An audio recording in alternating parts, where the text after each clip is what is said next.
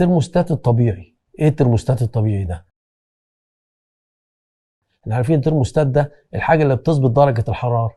ما ربنا عمل كده. الخصيه هي اللي بتنتج الحيوانات المنويه، والحيوانات المنويه لاهميتها بتنتج في درجه حراره غير درجه حراره الجسم. يعني درجه حراره جسمنا في العادي 37، لا، الحيوانات المنويه بتنتج في درجه حراره اقل من كده.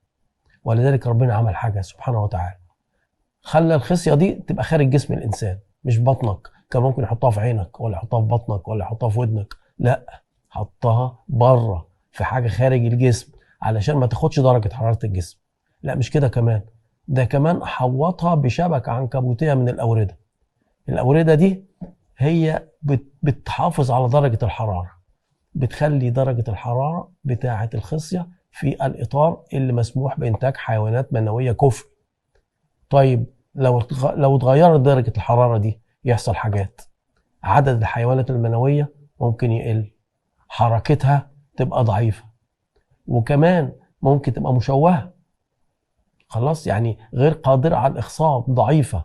ولذلك قياس درجة كفاءة الخصية وقدرتها على إنتاج حيوانات قوية بيتم عن طريق حاجة اسمها تحليل السائل المنوي، اللي بيه بنعرف كفاءة الخصية في إنتاج حيوانات قادرة على الإخصاب والإنجاب.